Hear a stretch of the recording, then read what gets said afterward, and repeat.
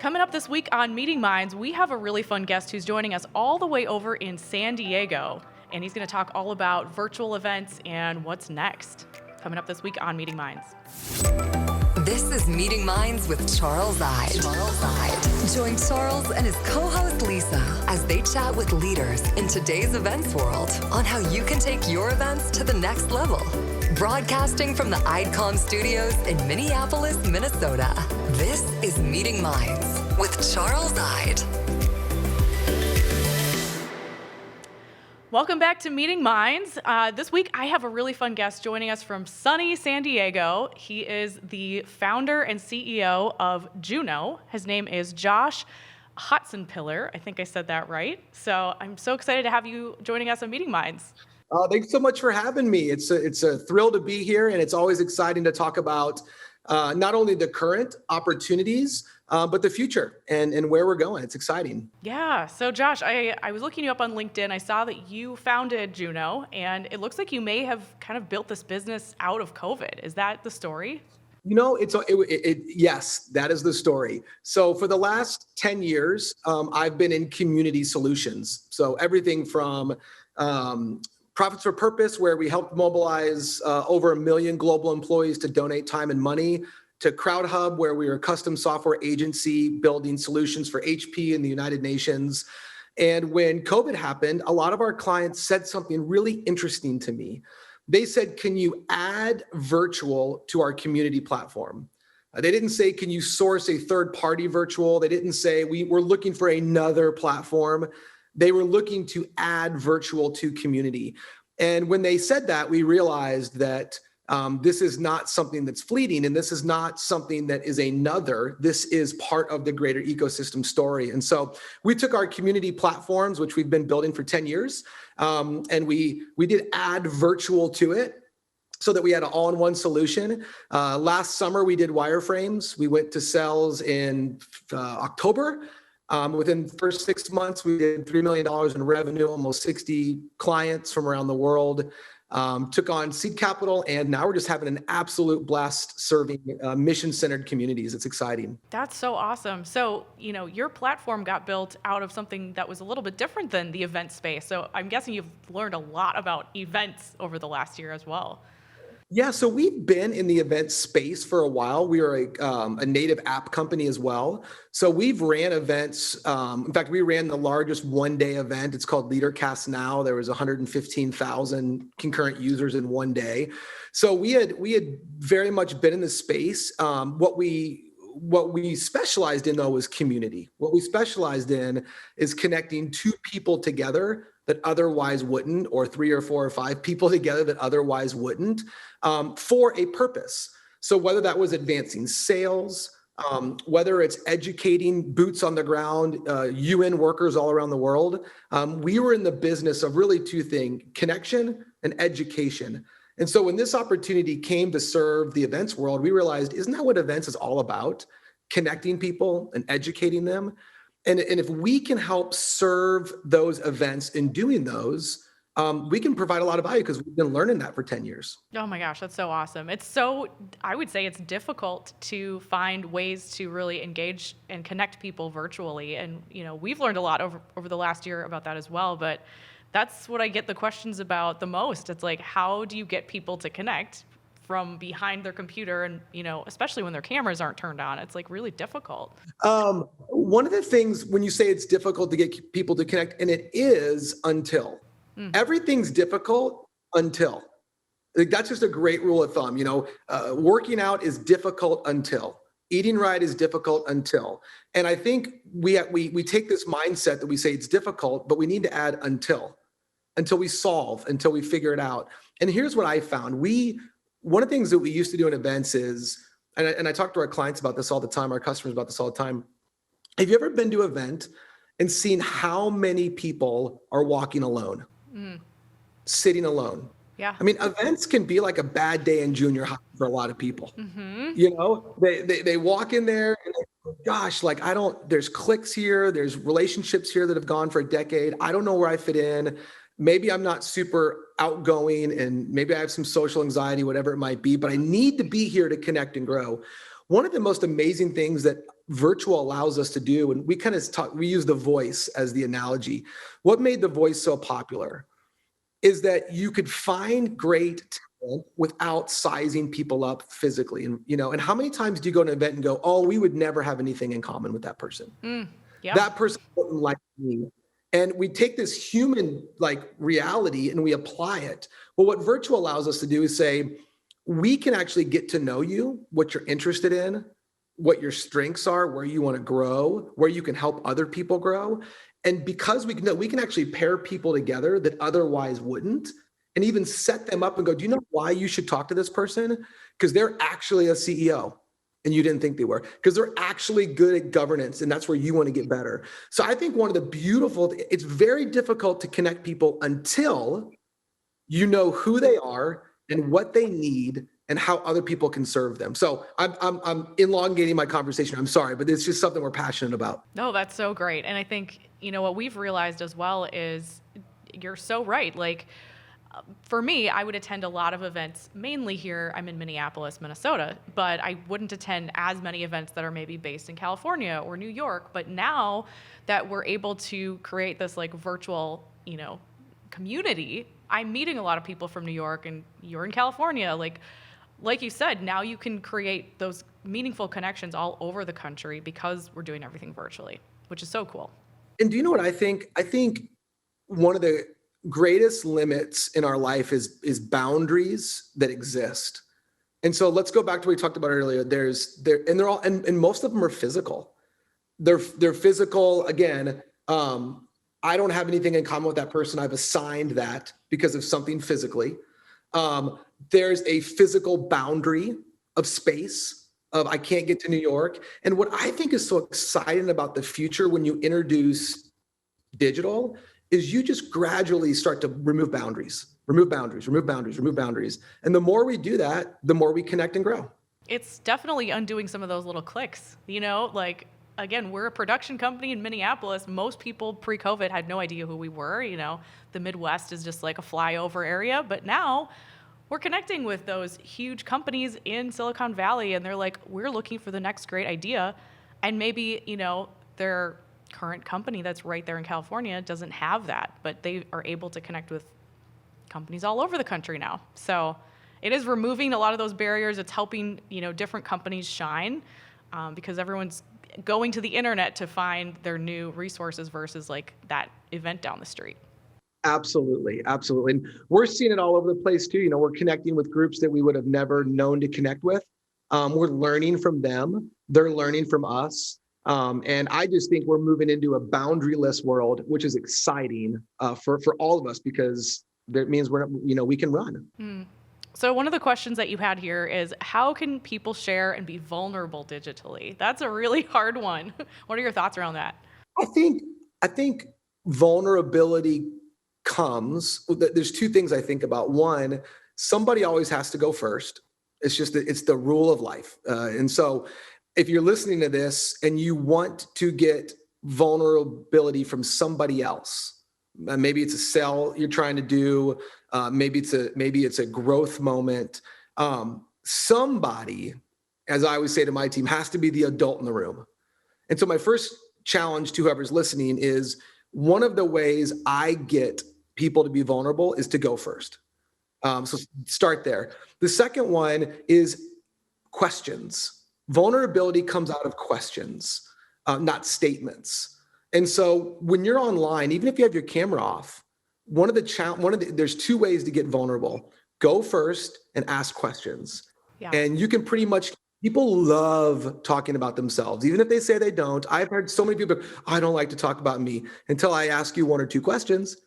And then suddenly you love to talk about you. So to me, don't let the internet or virtual, again, everything is until it's not.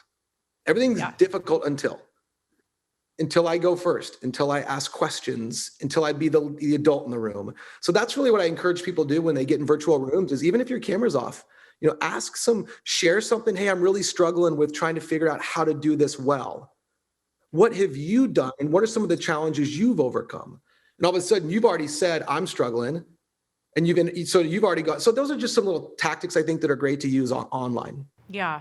So there's two things I was thinking about as you were explaining that. One, I think we're all being forced to be more vulnerable if our cameras are on because people get to see us in our element, maybe at home, maybe, I was on a call earlier and the dogs were barking, the kid was crying. It's like you're getting to see people's like true selves, which I think is so great. Maybe they're a little embarrassed, but I'm like, this is wonderful. I'm seeing like who you are, who your family is, you know, and then to the second point that I was thinking about is we have all kind of gone through this global traumatic event together. Like COVID has been really traumatic. So we're all kind of going through difficulty in some way or the other. Some of us, living in Minneapolis, it was another layer with the riots and the sadness. And so I think if you can just relate to other people's like grief in that process, that helps a lot too.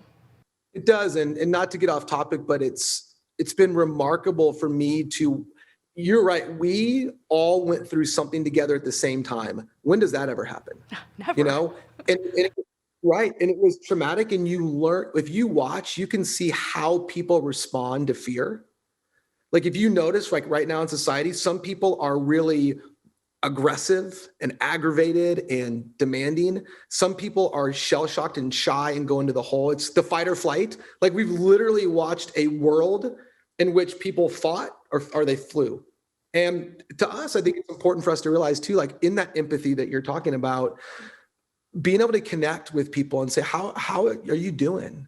How is your company doing? How's your business doing? How's your family doing? Again, that's that vulnerability that comes in. And I agree with you. I'm in a lot of different executive meetings. And whenever somebody's kid comes in and you can see they're kind of like that first, like embarrassed a little bit. Yeah. I'm always like, hey, what's your kid's name? I'd like to say hi to them. And then all of a sudden they're like, oh, well, this is, Timmy, or whatever. And I'm like, hey man, how are you? Like what, bam, like those are relationship building moments. And I think from a strategic point of view, if you want to do business with somebody, do life with them. Yeah.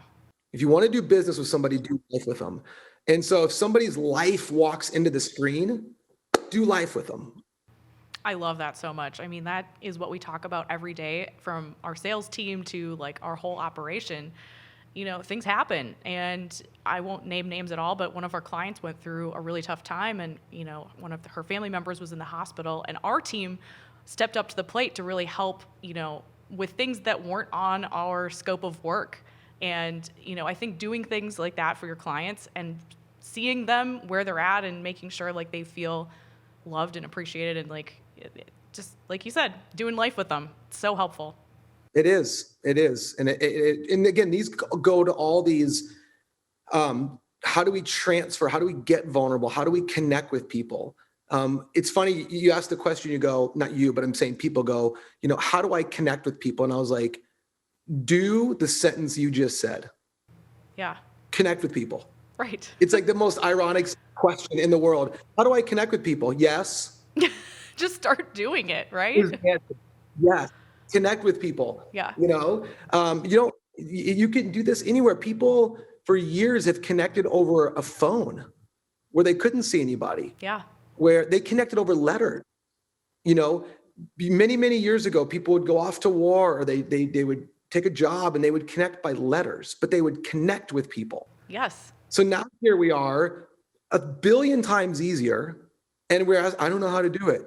It's so funny, and this is a complete tangent, but my grandparents did that. They wrote to each other. My grandpa was in Canada, my grandma was in Finland, and that's how they fell in love. I mean, I don't know. It wasn't the most romantic way to date someone, but it's so funny because now, my generation and Gen Z are so ridiculous when it comes to dating. They're afraid to meet people, and it's so crazy. Just get out there and do it, right? Yeah, and part of that is it's that there's a learned behavior that can, we think we know people because we follow them on social media. We think that we've put deposits into them because we've liked their picture. Yeah. And what we've got to begin to make sure we're doing is saying those are helpful tools. They're not connecting with people. And so, I think as we move into this new world, digital's not going away. Right. We don't have one single client that says we're not going to do this again. Yeah. 100% of them say we're an and world now. We're a physical and virtual. And so many of our clients are saying, hey, we want to do this 365. Like we want to do this all year long and then our job is to continue to come in and coach them on how to connect and how to lead and how to create new learned behavior for their audience.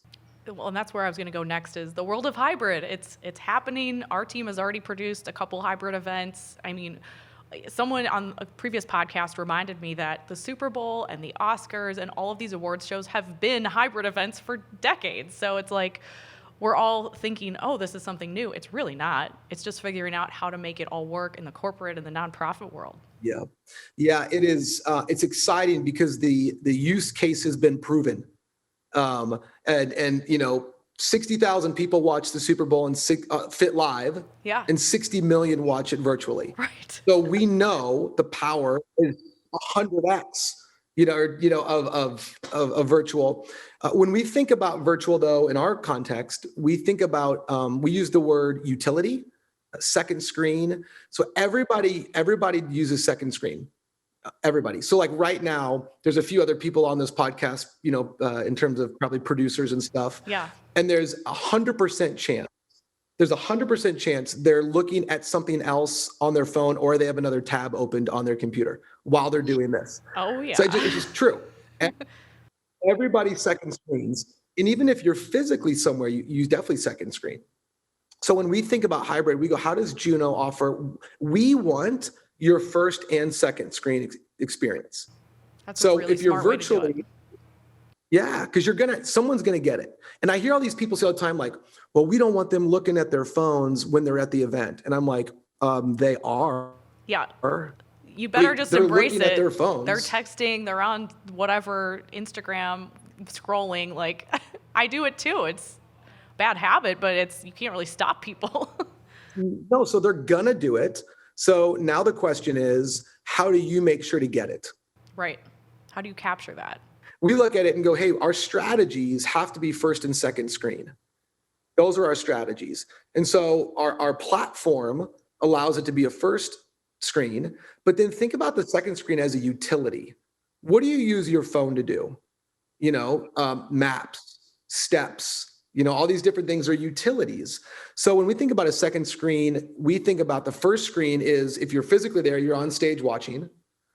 If you're virtual, you're at your computer watching. And then you've got this mobile device that is going to be your utility to help you connect and execute things further. And so that's kind of the way we see those two worlds working together. Yeah. So for you guys, what is that second screen with Juno? Like, what are the options that you want people to be doing during the event? So, of course, we want them to platonically tender. We want them to find people, so connect, right? It's like we want to be able to serve them up people to connect with.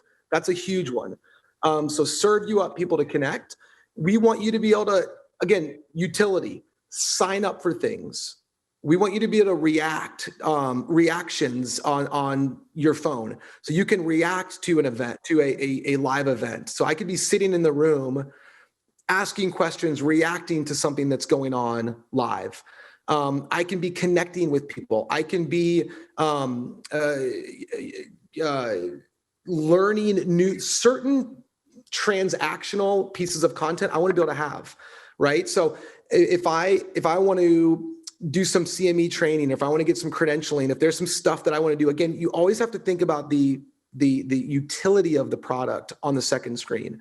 So it's not these elongated hours and hours and hours, because that's what first screen's about. But it is those short stints, if that makes sense. Totally. I mean, some tangible ideas I'm thinking about are polling, which you could do with both the virtual and in-person audience. Questions where instead of, passing the mic around the room and trying to make sure it's on, you could have people submit their questions through the app or whatever on their phone. And then, maybe having those materials that the presenter has like downloadable on a PDF or something like ready to access. So there's so many things that. Yeah. One of the things we get excited about is because of knowing where people are located, our second screen experience, which is coming out this fall, it would alert you and say, hey, there's 52 people here physically that you need to know. And there's 38 virtually right now that you need to know. And we want to help you connect physically to go, hey, these people are all in this arena. They're here right now. You just don't know it, and we're going to make that connection. So Josh, if people that are listening want to get a hold of you and talk to you about Juno and ways to connect, virtually and through the hybrid experience, what are some ways that they can get a hold of you? What's your website? How can they reach out? Yeah, so just junolive.co. Several ways for you to connect with us, just straight to the internet. Reach out to us on our website. LinkedIn. We'd love to meet you and hear your vision and see how we can serve it with the tools, and because they are vast. And so we want to start with your vision and run across the finish line together, serving mission-centered groups. It's exciting. So we want to be involved in that. I love it. Well, it's been so much fun chatting with you. It's fun to be talking about, in-person experiences again and the hybrid way of the future. I think I'm excited to meet people and, be able to curate both of those audiences and make them even larger. So thanks for being on Meeting Minds. To all of you listening, make sure you subscribe, follow, do all the things, and we'll see you here on Meeting Minds again next week. Thank you for listening to Meeting Minds. Meeting Minds. Brought to you by IDCOM Event Production, changing the world one audience at a time.